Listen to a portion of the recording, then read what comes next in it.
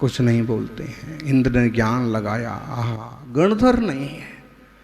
इस प्रकरण को आचार्य वीरसेन स्वामी ने धबला पुस्तक 1 में, जय धबला 1 में बहुत अच्छे ढंग से प्राकृत भाषा में बहुत अच्छे ढंग से पेश किया, क्या घटना बनी थी।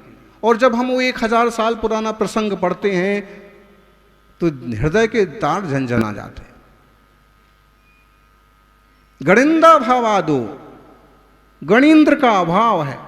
अरे आप तो बैठे हैं सबके मुखिया हैं, हम बैठे हैं मुखिया, लेकिन दिव्य ध्वनि तब तक नहीं खिलती है जब तक उसका संवाहक नहीं हो।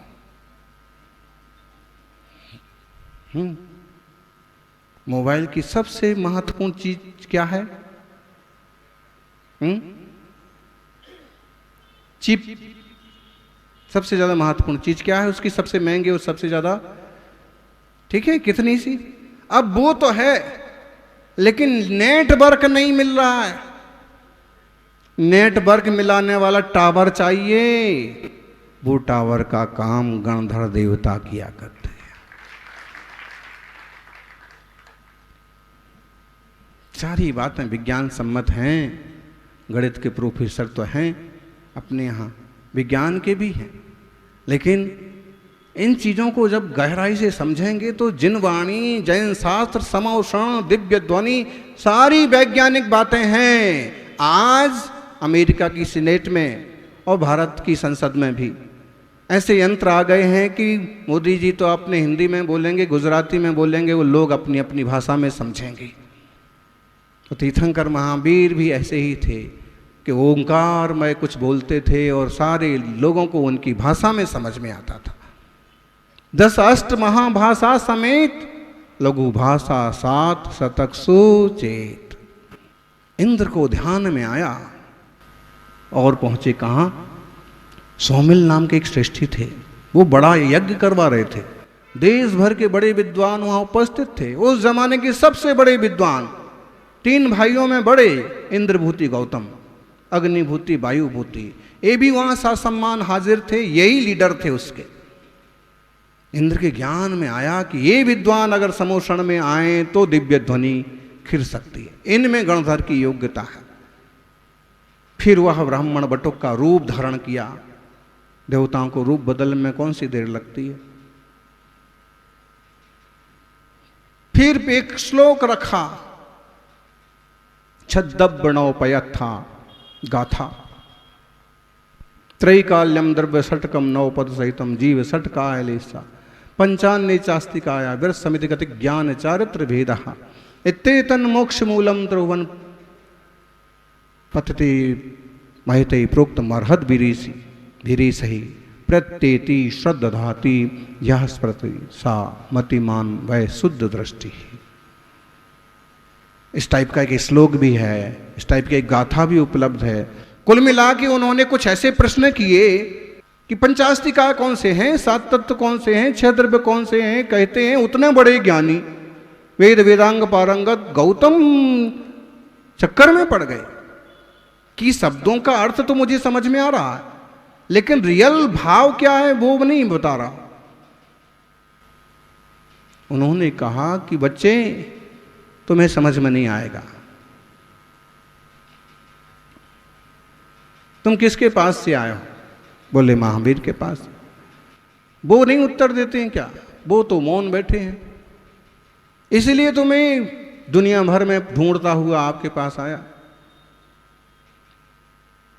तो ये तुम्हें समझ में नहीं आएगा, चलो जाकर के तुम्हारे गुरु को ही समझाएंगे।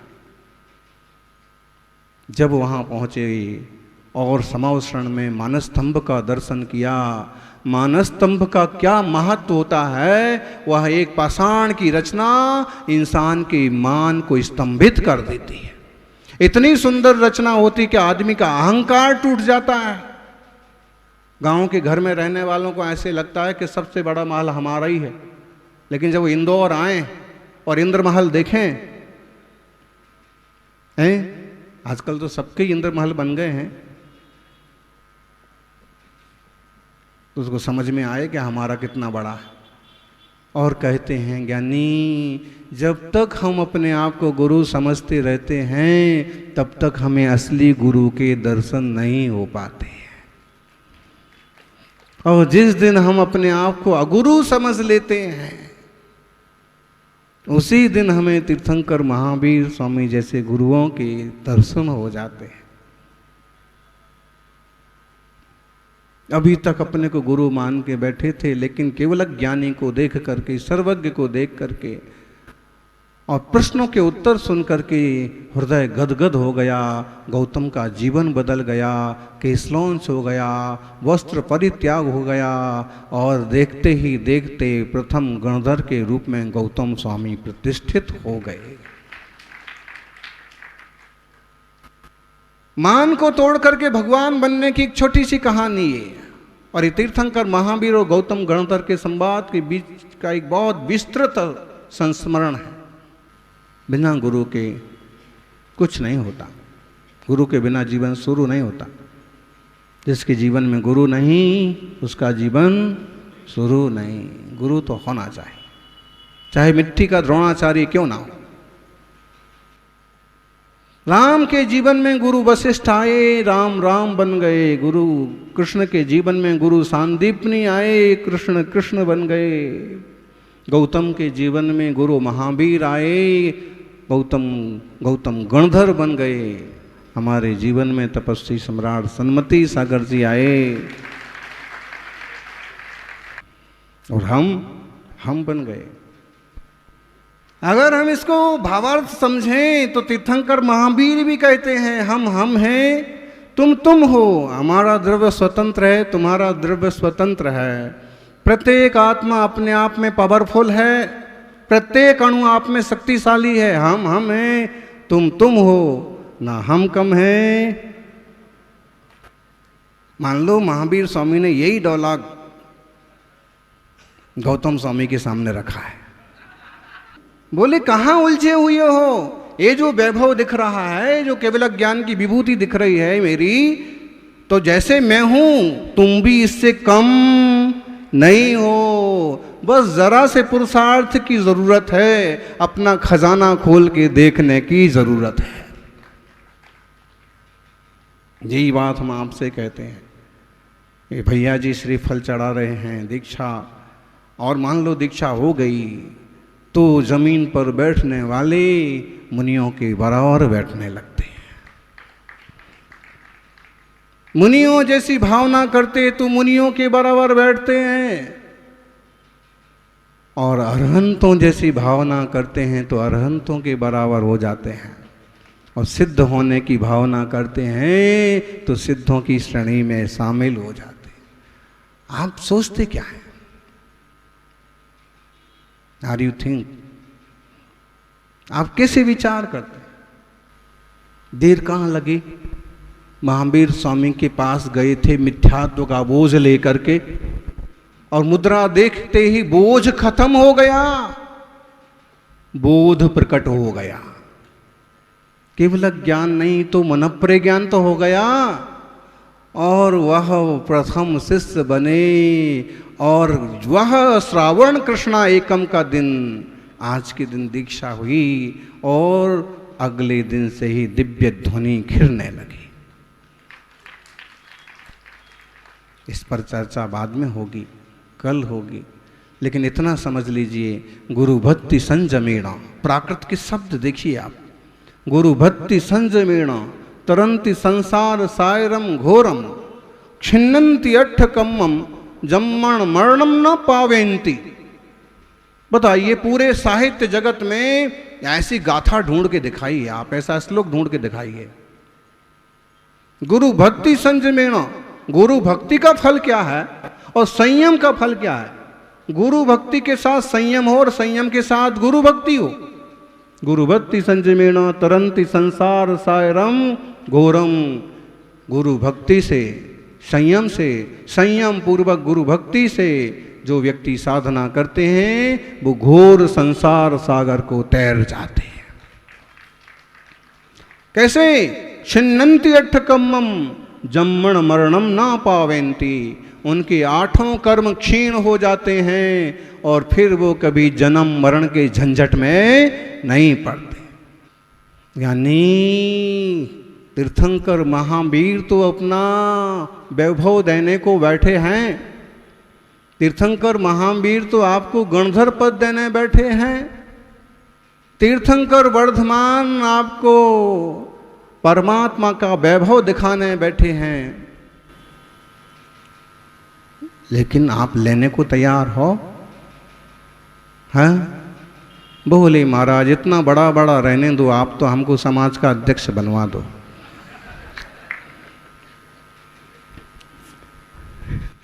महाराज इतना बड़ा बड़ा रहने दो, आप तो हमको कार्यकारिणी में शामिल करवा दो, इस बार विधायक का चुनाव जितवा दो बस।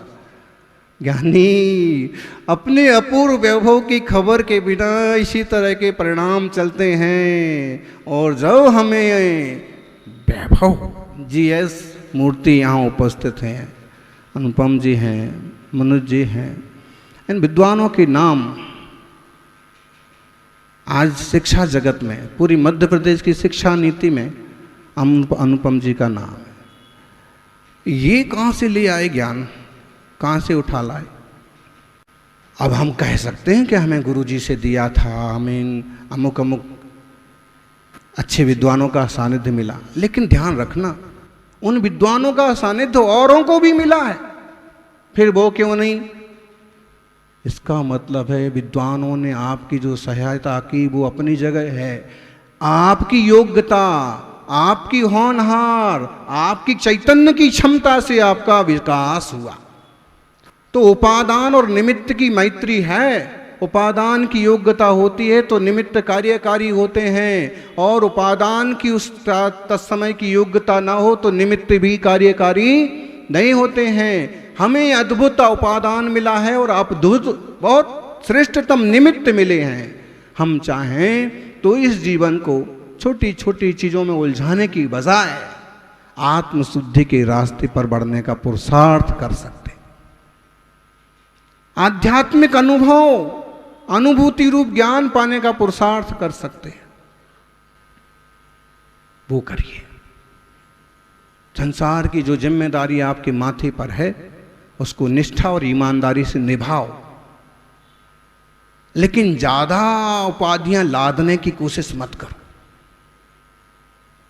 बुरा नहीं मानना, जो जिम्मेदारी माथे पर आ रही है, जो योग्यता है, क्षमता है, उसका पूरा उपयोग करो, लेकिन जबरदस्त उलझने की कोशिशें मत करो। उलझन स्वयं मिट जाएगी, तू उलझना छोड़ दे, भटकन स्वयं मिट जाएगी, तू भटकना छोड़ दे। ऐसे अपनी तरफ आने का ये अद्भुत रास्ता है। शिल्पी छैनी से करे सपनों को साकार, शिल्पी छैनी से करे सपनों को साकार, अनगढ़ पत्थर से रचे मनचाहा आकार, माटी रखकर चाक पर घड़ा घड़े कुम्हार, और श्रेष्ठ गुरु मिल जाएं तो शिष्य पहुंच जाए शिवपुर के द्वार। उत्तम गुरु मिल जाएं तो शिष्य पहुंच जाए मुक्ति महल के द्वार। इस अवसर का, इस पल का एक एक समय का सदुपयोग करें। शब्दों में संभव नहीं गुरु महिमा का गान, पहले गुरुवर पूजिए फिर पूजो भगवान। इसीलिए तो गणधर स्वामी की जरूरत थी, मीडिएटर। डायरेक्टर समझ में नहीं आती है आपकी भाषा। इंदौर वालों को भी हमारी भाषा बहुत जल्दी समझ में नहीं आती, धीरे धीरे आएगी। मालूम पड़ेगा कि अभी तक जो टेस्ट लिया है उससे कुछ तो हटके है।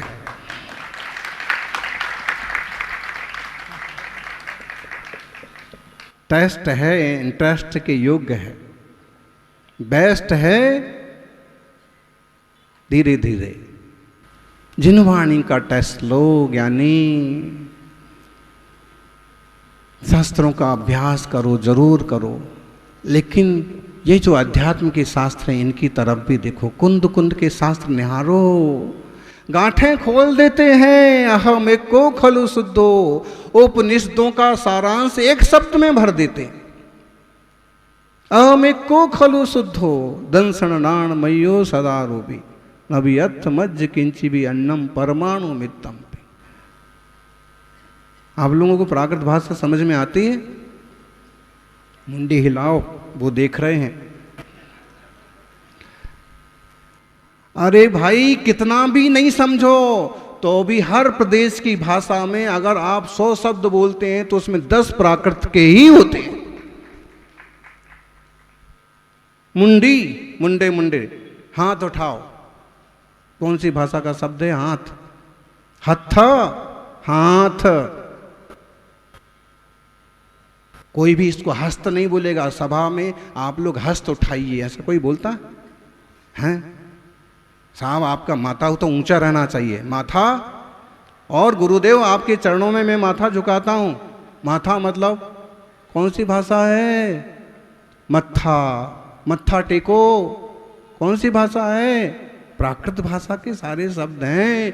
संस्कृत प्राकृत देश की प्राचीन भाषा हैं, लेकिन प्राकृत, प्राकृत से अभ्रंश, अभ्रंश से देसी भाषाएं और उससे बनी हिंदी। इसका मतलब है कि आजकल हम प्राकृत की पोती का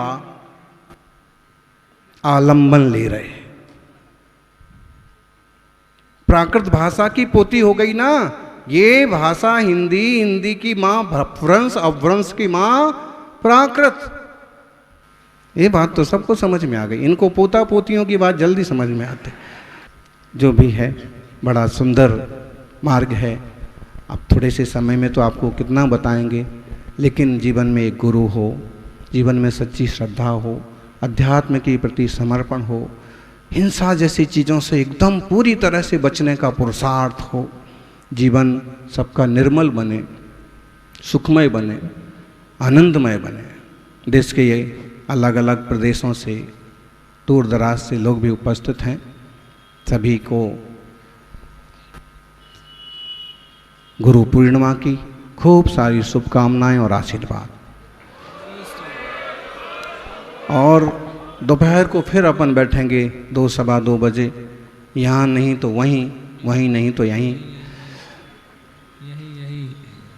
गौतम स्वामी जैसी श्रद्धा और प्रीति तीर्थंकर वर्धमान के प्रति जैसी थी, वैसे हमारी भी प्रभु के प्रति, गुरु के प्रति, खुद के प्रति, खुद की सेफ्टी के प्रति, खुद के भावों की संभाल के प्रति पैदा हो। अपने भाव मत बिगाड़िए, शांत रहिए, आनंद में रहिए। आपके भाग्य को कोई छीन के लेके जाने वाला नहीं है। सोनो मंगल थाओ, सोनो कल्याण थाओ, ए भावना साथे हूँ बिरमो छूँ। जय बोलिए 24 तीर्थंकर भगवान के।